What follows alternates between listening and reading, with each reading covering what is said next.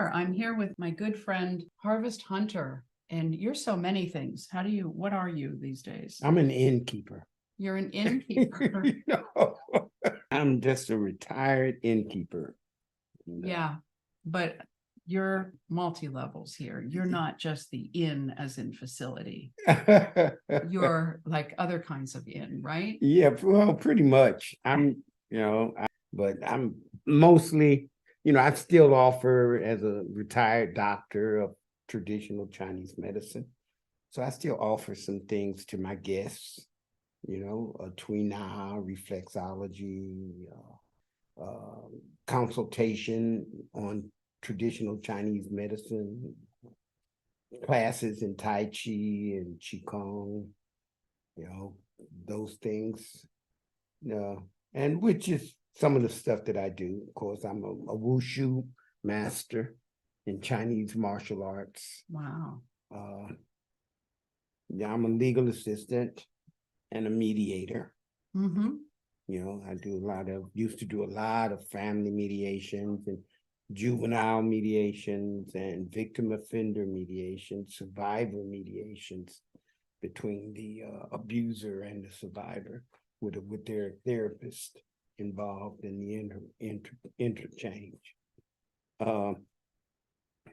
Gang mediation. It's amazing. Good grief. And I was in law enforcement for almost 20 years and had my own private investigation agency and executive protection crisis management firm. So that's amazing. That's a lot of stuff. Oh God, there's other stuff too. Yeah, I'm a chef. I owned 2 restaurants in my life, and one of them was here in Dothan. And now I still cook at the bed and breakfast that we run now. Mm-hmm. Yeah, me and my wife. Yeah, so it's pretty good, but I'm tired.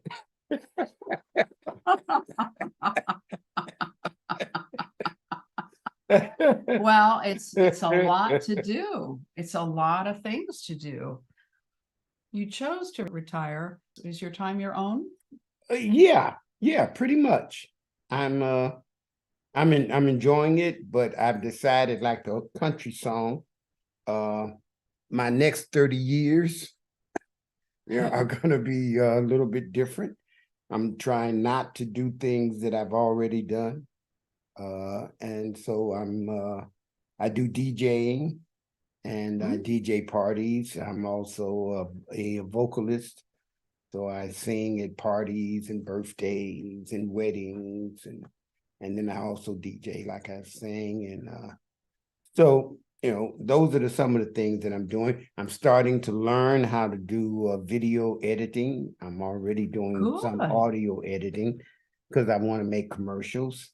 I have like the green screen and the whole bit. I figured out what I want to do, which is a combination of using music, my love for music, along with my skills as a life coach and a business coach, to just, talk about what some of the lyrics are really saying today, even though they were written maybe years ago, and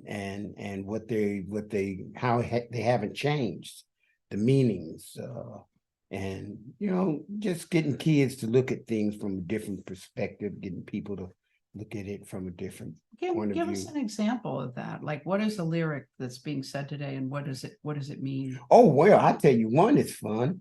It's every step you take, every move you make.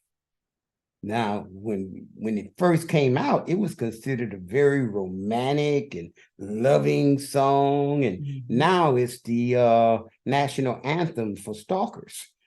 Oh, See, Oh, dear. Yeah, that's true. Yeah, listen, yeah. That's true. Because they take it very literally now. Yeah.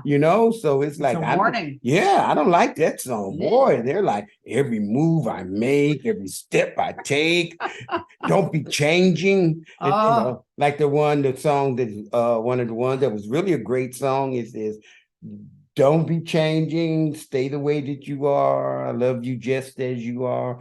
And now people hear that and they're like, he's telling me not to change and to grow and to stay the same and not be, totally different perspective. I knew a good friend of mine when she chose to get divorced, and she said, I've changed, I've grown. And he said, but can't you unchange? Can't you ungrow? And I remember a man who he hired my sister to work at his store, but years later he came on to me and he said, don't be too smart, stay sweet. Oh dear. Well, hey, that's a good example. That is of what people think that they're saying, that they're communicating. And I think that, as a mediator, one of the biggest issues for me has always been communication, is that most people think that the words they use carry the same meaning for the other people that are using the same word. Words like love. Oh gosh. It's a word. It's just a word. It's what it means to the person using it that makes it special. But if two people are using the same word, but they mean two different things, Well, and some people have, it's like they want chocolate love, and how dare you come across with some other flavor, or they think that it's chocolate love. There's only one flavor, and if it's not that flavor, it's not love, right? And sometimes that flavor can be destructive, hurtful, but if that's the flavor that they grew up believing was the package that it came in, then that's it. That's anything less than that. I've done a lot with families as a mediator, doing a lot of divorce and separation mediations over the years, and got a chance to see some of the stuff that the reasonings behind why we can't do this anymore, or why I can't be there or be that person anymore, because that exact reason is that it's change. Yeah, it's trying too hard to put people in a box. Yeah. You want somebody to be, people think that, look, I love you. Therefore, if you love me, you would be perfect if only you would stop doing this, stop doing that, start doing this, and become more of that, then you would be perfect. Yeah, but you wouldn't be you anymore. That's right. You'd be this other person that fits. And then people try to do that. And they try and they try. And sometimes they just stay in trying for 20, 30 years. And then one day they wake up and they go, that's not who I am. And then the marriage or the relationship disappears. Well, I was listening to someone else's podcast yesterday, and they were saying that many people right now are alone, and many people are, or they're in very divisive relationships where they're struggling. And there are a lot of things that have been set up in place that have helped to break people apart or break couples apart.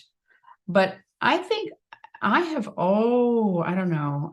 often wondered if our system of monogamy is really a healthy system. Is it really, like, what? I don't even know about other cultures. Is monogamy a majority? I think it is. Okay. Yeah, I think it is. But how it's applied, I think is different. But unfortunately, I think all marriages I would say not all, maybe the majority of the marriages Mhm. are still male focused as far as the freedoms go. Hmm. The expectation that the man, oh, he just slipped. It's not a big thing. You would think that would have gone away. But in reality, if a woman does it, it's a stigma Yeah. that's attached to it. Mhm. And if a man does it, it's like, oh, you messed up, but Jay, that's okay. You're just being a man, Yeah. and so that still exists, even with all the modernization and all the, we're so forward thinking and we're so progressive and it's 2023. The basic concepts are still there in the relationship, what marriage is. I have wondered if monogamy is based more on people's insecurity rather than, like based on possessiveness and Ownership. yeah, and ownership. Yeah. I'm sorry. Yeah. Don't get me wrong. I'm not against monogamy, people. Don't go off on me. I'm just saying that, okay, as a quote minister, and I recently married did the officiate at a couple of weddings, and I was surprised what COVID has brought to reality. From the situation of people not being able to get together, large groups and all that, and how the governments like what they had to do to adjust. So one of the things was I got to the part where they had the application, the certificate, where normally there's a place for the person officiating to sign, and then you take it, or then they take it over to the licensing bureau. No, there was no more places for me to sign. And in fact, there didn't even need to be a ceremony. Oh, wow. All you had to do was the two people take it to a notary in the county that they were going to get married in, have it notarized. That's the application. Have it notarized. And then after the wedding, or after they decided to just get married or be together, they take that to the licensing office and turn it in. And they give them a marriage certificate. And they pay a certain fee. They pay $80. Yeah. And it's more about the money. And it's which makes it realize this is just a business contract. Exactly. You've just entered into a bid. That's why you needed to get it notarized. That's why you needed to get it recorded. Just like you purchased property. Yeah. And that's why you have to go through the legal system to get it dissolved, like any other contract. And they've actually, what they've done is taken away all of the mysticism and all of so I got to figure those guys that are really pushing for the big weddings and the florist industry and the wedding, eventually they have to be getting impacted, because this is the way that it's done now. And people that have the big weddings are becoming fewer and fewer. Yeah. Oh, yeah. Because these kids are like, I can buy a house with that. Exactly. I can buy 2 cars with that. Sure. I'm not, we can just get together and have our best friend do the ceremony. And because it doesn't have to be a minister. It doesn't have to be anybody. You can have your dog marry you. There you go. Another role for my dog. Yeah, doesn't even need a paw print or anything. There's no place to put it, So well, yeah. But yeah, so monogamy may not be an issue for long, because I think it'll probably change, the structure. I mean, if it's just a marriage just a legal contract, then the legalities of how it's structured can eventually adjust. Well, I hear of more people deciding not to get married, to do other ceremonial things because they don't want to be owned by the government. And some people want the freedom of what if it goes wrong? Right. Why do I lose half of my stuff? Right. You know, I've worked hard for it. A lot of people are getting married later because they want to get their careers out of the way. That's Sure. one of the reasons why the population in this country is really off. You know, so people are waiting longer. Well, life makes more sense in the older years. It certainly has to me. I mean, I have much more to bring to any relationship now. Friendships, work relationships, intimate relationships. I have much more to bring in the older years. Yeah. I used to think when somebody told me they wanted to wait until they were 30, I thought, oh God, it sounds old. Now, if you know, I hear of people marrying even for the first time in their 70s and 80s, and I think, yeah, that makes sense. Because they've underestimated the power of older years in our society. Yes. Tremendously. Well, hey, now you're on a real deep subject there. Oh, yeah. Because let's face it, everything is new in our culture, Mhm. especially in the West. Yeah. It's if it's not new, new is better. It's like those two terms are synonymous. New, better. New, better. But that's not really the truth. No. You know, not at all. No. And if you don't build on the things that came before, then everything new, as soon as it falls apart, you're looking for something else new to replace it. But Sure. in the Eastern culture, what they do is they build on whatever. If they find out something new, they want to look at how that new ideal can make the older things that they know work be improved upon, so that they have a continuous foundation of proven effective support. And they're like, okay, we know this is going to work. And now it's going to work even a little bit better because we got something new. Here, it's like we come up with something new, doesn't work, we just invent something else new. And we forget about all the stuff that worked in the past. So we kind of we do a lot of throwing the baby out with the bathwater. Well, yeah, and I think a lot of times when people are doing that, there's no listening from within. There's no soul in it. And so it's just like going down to the store and buying the latest gadget. It's not really coming to understand how does this really fit into a larger context of life even. It's just, kind of plug and play, Well, of course. Yeah. But, of course, that's why now everything you get, you need a warranty with it. Because it's not going to last. So I'm surprised they haven't given warranties with marriages. Right. Would you like a warranty with that marriage?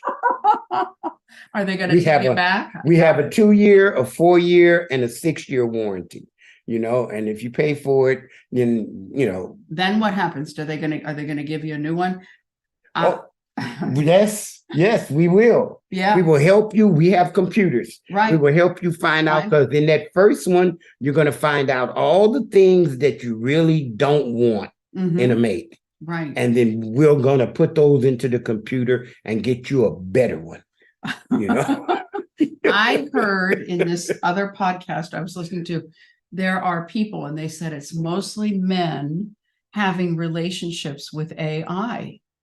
And wow, that's really amazing. And I'm thinking, yeah, all they need is a real doll and a relationship with AI. And, wow. Well, hey, it's a growing industry. It is a growing industry. People think that AI is just, for a cleaning house and all this, but the sex trade has been working toward the development and the integration of AI into dolls for years. And they've gotten very good at it. They've gotten synthetic skin that feels like real skin. They've gotten them being mobile now and being able to move around. Oh my And gosh. so now they got them interacting and they're able to speak certain little phrases and Oh. things. Like you're the most wonderful person in the world. I mean, like, positive affirmations, positive affirmations from a doll. Yeah, right. Yeah, brings Chatty Cathy, the That's first talking doll. See, all you do is blow her up and make her anatomically Oh correct. my goodness. And there you got it. So and these people spend lots of money, $2,500, $3,000, $5,000, $7,000. So they have these dolls that are getting more and more sophisticated. And like when you combine them with the work that they're doing in Boston Dynamics with their robotics, and they got robots that can dance and do flips and move around and serve things and do work. And you're like, wow, man, this thing is moving like a real person. Matter of fact, better. It's like it's an athlete or something. You combine those two things and somebody's in heaven. So that person who wants that doesn't have to find out anything about how they really feel or how to communicate or anything that's functional in a real relationship. Well, it's not. Why? No. Who wants that? Right. It's too much work. What's wrong with you? Please come home. They be there. They tell you exactly whatever you want. They reaffirm all your positive thoughts and all your negative thoughts. If you want to be negative, they help you be negative. Yeah, whatever you need. The mental health field will be quite interesting. I don't know. How long do you give it? Oh, I'm going to tell you the way it's going. Look at just Facebook and Google. If I ask a question and you ask the exact same question, we're going to get different answers. Oh, yeah.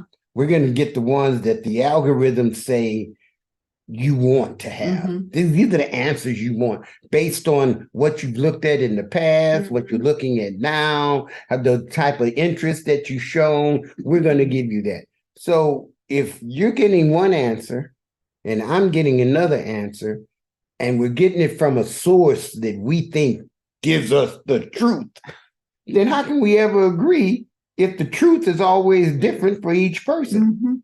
Which is where we are now. That's why everybody is in an argument with everybody all the time. Nobody agrees. And if you don't agree, we used to have a term that said, let's agree not to agree. To disagree. Let's agree to disagree.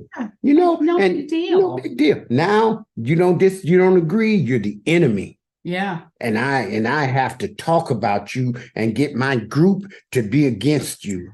And if you say something I don't like, then I want you fired. Oh, yeah. I want you destroyed because dude, seriously, just turn the channel.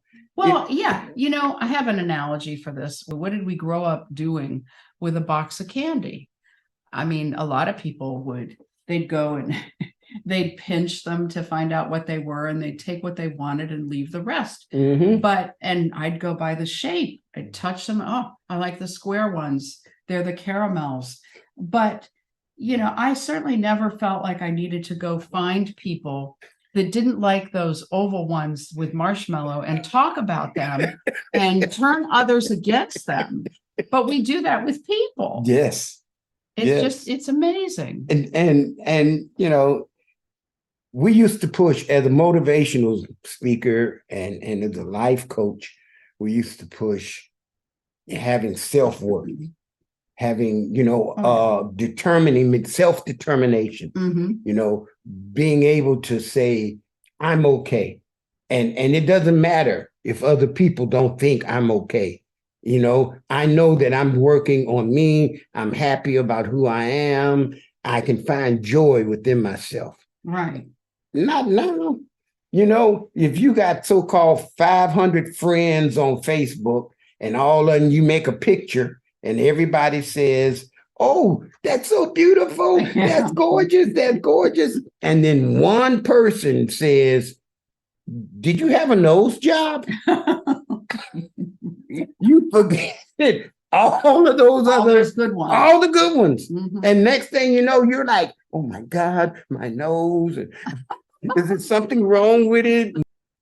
Their focus, their determination of who they are is all external. At some point, it switched from being internal and being pushed for that to let your worth be decided by a group of strangers. I personally don't like motivational speaking. That's why I call myself an inspirational speaker. I want people to feel inspired from the inside, inspired to change.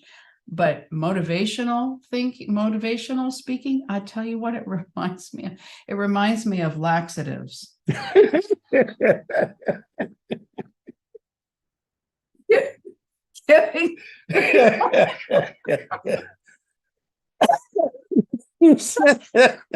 Something external to make them do this or that. And people have all this, oh, well, you have to have an accountability partner and you have to have all these steps in place of what you're going to accomplish when. I'm like, no, I don't live like that. I don't believe that. I think people need to listen to self and people need to listen to their own rhythm that might change from day to day.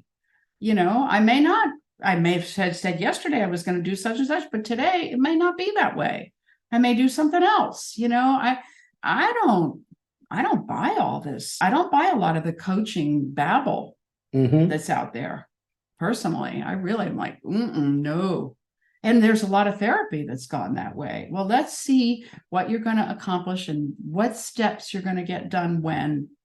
No, that's not how I work with people. Yeah, my approach is somewhat different as well. Yeah. Mine is more on an Eastern concept of being in the moment. Yeah. And you know, being present in your life. And as far as doing things, it's like, you know, don't go into extremes. Find a moderate area, you know, find balance in your life and then believe in it. Yeah. You know, and follow that, because you have a divine spark in you that if you listen to it, it'll guide you directly where you need to go. But you gotta believe it. Yeah. You know, and without that, you kind of fall for anything, because these people are all over the place and nobody really understands where they are. I mean, there's so much fear and anxiety in cultures right now. They'll, like the friends of mine who are for other Western physicians, they're like, hey, you know, last 20 years, number 2 selling drugs in the country, anxiety and antidepressants. Yeah. Yeah, that's true. Yeah. So it's rough. When you grow up in that type of culture, you develop those types of fears and they become the norm. It becomes expected for you. Which drug are you taking? You know, are you on? You know, I'm on this. Oh yeah, I saw that one. They have a new one out. It's like flavors of, you know, Kool-Aid or something. You know? Good grief. Where do you think we're going collectively? Do you have any idea where we're going collectively? Are we Not just really. going down the tubes? No, I don't think so. I hope not, at least. I know. Yeah. I think the direction is in the hands of our children and their children. It's no longer in our hands. What we did was we attempted to give them a better life. But the people who are actually running this thing decided that was such a good idea. Let's convert that better into convenient. Oh, gosh. So we pushed all that effort to give them a better life, and it got translated into a more convenient life. And now they have convenience. Yeah. And there's no value, there's no measure about their life being better. What makes their life better is how much convenience you have. and how many things you can acquire, items, you Mhm. know, and if you acquire enough stuff, you have a good life. Well, hopefully, and I've spoken to a bunch of the younger people in their 20s and 30s Good. who don't see it that way. Mhm. They actually believe that, you know, life has to be valued and it has to have some intrinsic value, and that the things you acquire are not the way that you value your life. Yeah. You know, and now that group of kids, I'm holding out that they're gonna fix this whole thing, and because they don't believe in the system that people can tell them and direct them and keep them distracted, so when they want to do something or stand for something, they're easily shoved the other way, and so they don't see things, and these kids, I think, are waking up. That's good. You know, and that's going to change the direction, and then maybe, just maybe, we'll get to the point where people will say, not can we do a thing, but should we do a thing? Mhm. You Mhm. know, and Mhm. and that's the big turn, because right now we're at, can we do it? Yeah, let's do it. Yeah. You know, and damn, the full speed ahead, babe. You know, we just do it. You know, it's like, yeah, but what about the impact? Yeah. I do hear more people wanting, or, you know, already living on larger properties, growing food and feeling like, Yes, they are. yeah, and that's what I feel really strongly about. I feel like I'm really wanting that. And you know, I'm not wanting a lot of the food that we're eating, a lot of this stuff anymore. I'm wanting vegetables, mostly vegetables, vegetables, vegetables.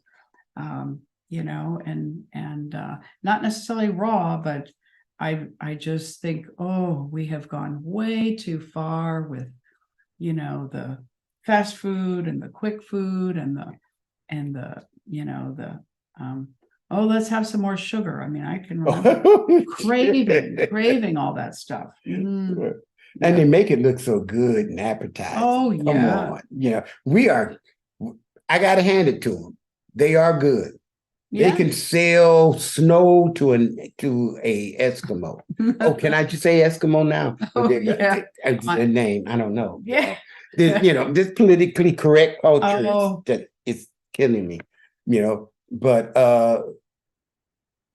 if there's any Eskimos listening, that is not a derogatory term for me. No. It's one of endearment. Well, So you know, just I get that out the way. really was one who believed in politically correct for a long time, because if I sit in a group and I hear God he, and I hear, if you like this product, call the number on your TV, and nothing that says what it is or the number, you know, I do feel like, hey, you do need to be politically correct. But now we've gone way too far with it, just like we've gone with lots of things.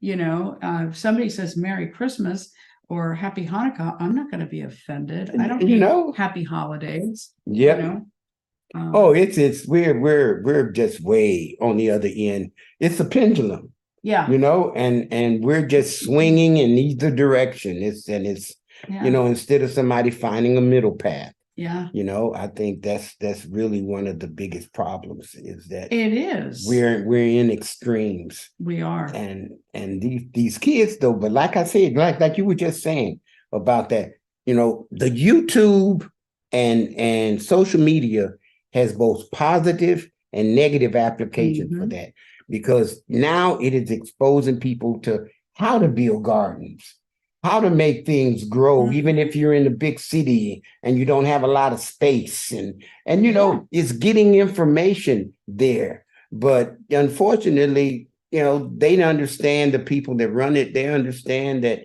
if you want to hide really good information, you just flood it with lots of useless information, and people have to go searching for the good stuff, you know? Yeah. Because sometimes you go in there and you're looking for things like growing stuff, or how to how to use your patio to turn it into a garden if you don't have a large space, and the next thing you know, you're looking at how to shoot a rocket from your patio. Oh, You know? yeah. And And then, they've taken it and turned it into an extreme. well, they just moved it. They just Yeah. follow it to wherever you want to go, you Yeah. know? And you're like, no, I started looking at this to grow something. Why am I looking at a cat fart on the patio now? How is that happening? How did I get there? And why have I been here for the last 2 hours? Yeah. I only wanted to get this one bit of information. Mhm. You know, Yeah. but there's a lot of good information out there. There's a lot of good people doing great things and demonstrating great stuff. You just have to look for it. And you have to think. You have to think and kind of, well, I see this, but let me look around to see, and let me look within. Does that resonate? Does that feel like truth? Yeah. But the problem is they don't know truth. They don't know truth. See? There you go. Well, David Hawkins says that with power versus force, that the numbers near the lower end of the continuum show that, the average people still, if they do know truth, they barely know truth. And a lot don't. Yeah. A lot don't. A lot think that lying is just the easiest thing in the world to do because, it means you don't have to deal with something right in front of you. If you can lie. Well, you can put it off. Yeah. That's a coping mechanism. Right. It's like, just put it off. Right. And for a lot of people in this culture right now, that works. Yep. Get it now or put it off. That's right. But don't have to deal with it. Right. Just, put it off. Yeah. Maybe they won't think about it later. So what else is happening? What do you feel like you're doing other than you're taking care of you? But I know you're still making a difference. No, I'm not. I wish I was. That's one of my things. I'm at this point in my life where that exact question now drives me. I took the time off from my retirement.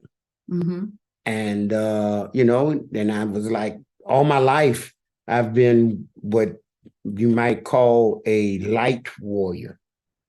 I've always gone where the universe sent me. I've always tried to bring light into the darkness and bring light into the lives of other people, whether it was as an investigator or police officer or mediator, whatever, as a doctor. It's always been trying to bring the light in to dispel some of the darkness and things in their life. And that's been my role. Yeah. And then I retired and I was like, do I want to continue that role? Yeah. Because not like I got a choice. You see, when you're thinking these things, you try to move out the universe. I have free will, so I know I can choose. But then is that choice gonna set me on a path separate from where the universe needs me to go? And I have to be able to be in. Unfortunately, I'm sensitive to the directions now because I've been following them for all of my life. So I know when I'm off the path. Okay. So right now I've just been in a holding pattern trying to figure out what's next. And I think a lot of us are in that. I feel that at times, but I don't know if you remember the movie Resurrection. Yeah. With Ellen Burstyn. And, when she kind of got off the grid because she was tired of people trying to put words in her mouth and make her be Christian and all this stuff. But she went off the grid and the right people still came and found her. They do that. And I think the right people still come to find you. It's like, okay, you still offer those services to the people who come there. And, probably some just like, no, I don't want any of that. And others like, you do what? Oh, that's exactly what I need. Or they come and they don't even know why they come. Right. And I ask them, I'm like, why did you choose us? Right. And they're like, I don't know. I just felt it. And then during the course of their stay, we talk about things going on in their life. And I might say something that they would say, I hadn't looked at it from that perspective. Mhm. I'm like, okay, well, maybe that's why you came here, I love just to that. get a different perspective, not to get told to do anything or have all the answers. That's It's just to beautiful. get a different point of view at the time that you needed it, So I say, just consider me like a little signpost along your life, just pointing. That is important. Yeah. That is beautiful. And I bet that a lot of those people, some of those people will come back. They do. Mhm. And they send other people, Yep. that they think might be struggling, and then sometimes, well, our environment, because the house was built using feng shui and it's the energy in it is very relaxing and very conducive to introspection. Yeah. So when we get people that are really dark or that has no need for introspection, or that they stay, they don't last. They stay maybe 1 or 2 days and they can't sleep. They feel uncomfortable. They check out. Right. They're like, boom. And people, Maria be asking, why did that person leave? I'm like, they wasn't feeling it. No. They said, honey, I'm like, dude, the house. Right. If the energies are so chaotic, they're probably going to feel uncomfortable. And if they feel uncomfortable, they're going to leave. I'm like, I'm not trying to hold anybody here. I mean, luckily they left on their own. Yeah. And I didn't have to say hit the road. Right. But, I've had a few of those that we had to say, I'm sorry, we're not going to, this obviously isn't a place for you, because you're not ready for this. And we got, like the guy getting in an argument with his wife. Getting in an argument with his wife and they have an argument. Like, we don't do that here. Right. Because we have to deal with that energy after you're gone. Yeah. And that takes a while to dissipate. This place is a place where you feel better things and are more positive, and you find a way to relax and find answers. I mean, it's not a place where you bring that same stuff that you came from and come here with it. I mean, you can't do that here. So I'm sorry, I'm gonna have to ask you to leave. And they're like, you don't understand that. I pay my money here. You can have your money. Just go. I mean, it's just because we're not compatible. Yeah. That's a real shock to some, but I imagine that it's a very special place. Now, does Maria get involved in the conversations too? Not too much. No, not too much. She now if they have something in common, like baking or cooking, or if they're maybe Filipino, we get Filipino guests, and she's very much involved in that type of thing. But her background is more nurturing, and taking care. I mean, I bet if we took children, she'd probably be really, because she's a nanny, she was a nanny for years. Okay. But that would probably be right up her alley, is to be involved with them. But we don't do kids. So how many days are people usually there? Right now we have people that's been there for 28 days. Oh my and sometimes we have people during the summer months. They're usually like 4 to 7 days at a time. Then in kind of off seasons, they stay for 2-3 days. We have a 2-day minimum, so they'll stay for 2 or 3 days. And it's 2 rooms? No, 3 rooms. 3 rooms. Yeah, we have a suite with its own bath, and it's very large, and it has a fireplace on the wall and full concierge services like breakfast, room service, and if they stay for a week, they get a free facial, 30-minute facial or massage, tween-arm massage. There's lots of benefits for that room. If they asked, they can even if we're cooking, breakfast is always there. If they let us know they want to participate, it's complimentary, but it's always there. And now for lunch and dinner, the people that are in the suite, they can actually say, are you cooking dinner this evening? If you do, could we join in? Yeah, no problem. But the other two rooms, they don't get that. They don't pay enough. So.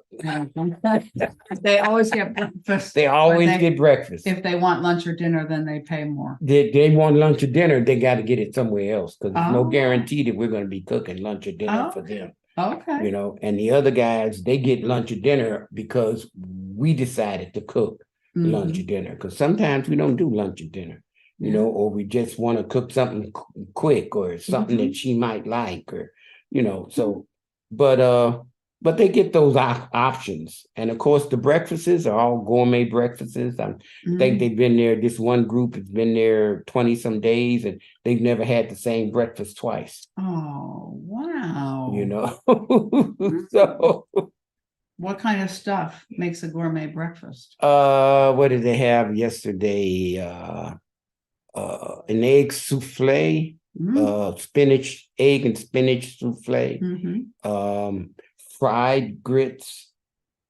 and grilled tilapia. Oh, wow. Yeah. Oh my goodness.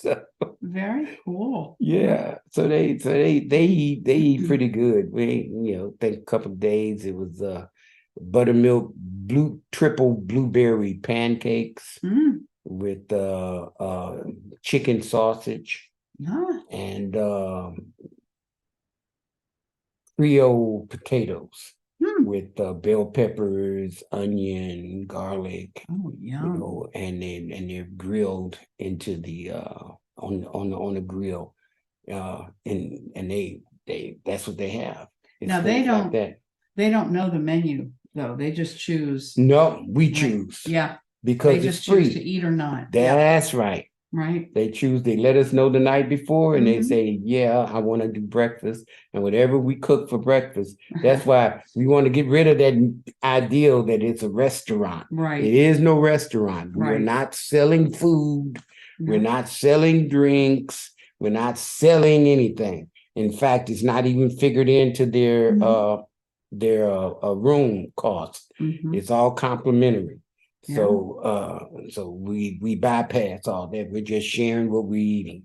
And people love it, you know. So they get their room and the bathroom. That's pretty much. No, God, no.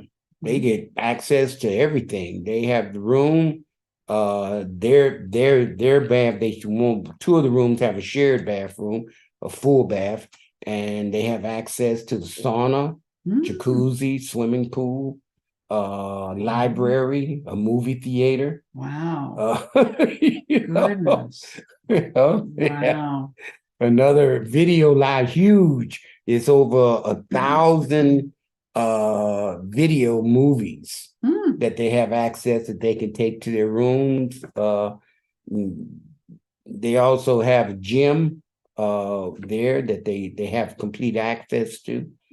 So yeah, it's a resort and a spa as well as a bed and breakfast. Look at you. Wow. So people get pretty pampered. Yeah. You know. That has not been in your way. That's not confining to you. Like you have to make sure that you're there to make certain things happen, right? Sure. And because I've always wanted a bed and breakfast and not just you know, that's what when we get tired, I just block out dates. Yeah. Okay. We take trips and it's just blocked out. You can't book for that time period. So have you said to anybody, okay, you've been here a month, but we're blocking out some days? No, once they're there, they're there. Once they're there, we got to wait until their reservation is over with, and then we'll go. Now, sometimes we had one that was there for 60 days. Wow. So, needless to say, we took a few weeks off after they left. I bet. I bet. Because they were there, they made sure they had breakfast every day. You know, so they get a lot of really good benefits from that because the rooms are reasonable. And then, you know, if you had a breakfast every morning, like that, you're gonna pay like $15, $16 every morning. Yeah. And that's a lot of money that Yeah. you're really saving. So they add it on to, subtract it from what you paid. Mhm. So that's kind of what we do there for them. But I would imagine in some ways, there are times when you want your house back. That's why we have days Yeah, off. yeah, That's why we yeah. block it off and we Mhm. just take a rest and relax. Mhm. And but mostly I actually enjoy it. I enjoy the company. bet. I enjoy people coming through. I enjoy serving, and I think that's the underlying thing Mhm. is that I enjoy providing service Yeah. Well, and to you other are. people, You are. And that's why I think it is a very important role because you have the people who are coming to you, and like you said, they don't always know why, but there they are. Yeah. Yeah. Mhm. And now I want to expand what I'm doing by using, doing a podcast and Yeah. and doing it on a regular basis. And that's why I'm talking to a podcast expert Oh, to pick her brain about, what I need to do. And I have all the equipment and everything, but good. I would like to be able to really enjoy doing it and doing it uniquely. I want to make videos. And you might want to do some of you and either you and Maria or you and Maria and some guests who are willing, a conversation over breakfast or a conversation over dinner, and where you're asking some of those questions about people and their lives so they get the feel of, and they might say, wow, I want him to ask me those questions.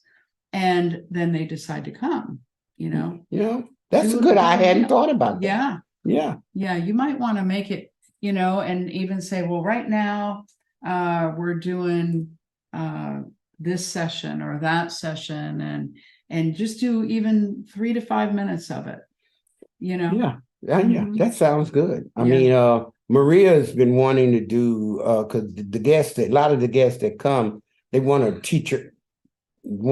to teach them how to bake different Filipino Yeah. pastries and Ooh, baking goods because she's a master I baker. know. And so she'll teach them. She'll teach them to have them in the kitchen, and she'll be showing them how to make it and Film that. everything. Yeah, Film that, Yeah. and put that up and get a YouTube channel so that there's video, but you could still podcast it as audio. I do both. Mm-hmm. So I can't tell you the details of how to set it up as a podcast for the RSS feed. And I don't know. I have a friend that's done that for me and manages it. But my podcast is on like Spotify and Apple and Amazon and, a lot of these places that podcatchers work with. And then it's also up on YouTube. I'll put it up on YouTube so there's video. So that way it's both. Yeah, I would love to, I've checked around here to find out if they have a community-based mediation service in the Wiregrass. And when I say that, people look at me in these glazed deer in the headlight kind of look like, oh, what? Oh, what? Yeah. But what is that? A mediate? I'm like, that tells me you guys don't have one. They don't have one. So, I bet they don't. No, it appears that they don't. And I would love to be able to offer free, video mediations, Cool. without any charge on it. So, and just actually be able to, because they do a lot of that now, but of course they charge for them. Right. But I'd love to be able to do community-based mediation. You were going to teach it once too. Yeah. So, and I went over there to Saliva and them and asked about, some space, and they were like, to do what? I'm like, that's okay, man. Don't worry about it. Oh. Yeah. But I would love to be able to do that. And maybe if people eventually, that if those people like in the church or whoever who deal with families and deal with people in crisis, to learn to be mediators, Yeah. so that they can mediate those type of disputes, because alternative dispute resolution is really the answer to all this court stuff and the backlogs and the anger and also, rich attorneys. But Well, there's probably going to be more of a need for it too. Yes. Yes. And yeah, I would love to learn that. I mean, I think that I think it's real timely. Yeah. For that. It's the answer, I think, to a lot of the because the ideal is to maintain, if you in a relationship and you have a dispute, then how do you maintain, that relationship and resolve the dispute?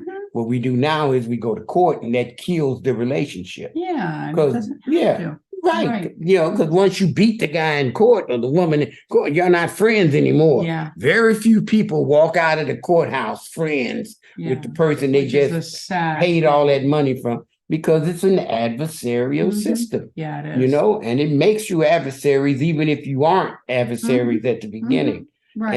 And what mediation does is it makes you collaborators. Exactly. On trying to develop a new relationship. Yep. Something that works with you based on the new needs that both of you have. Yeah.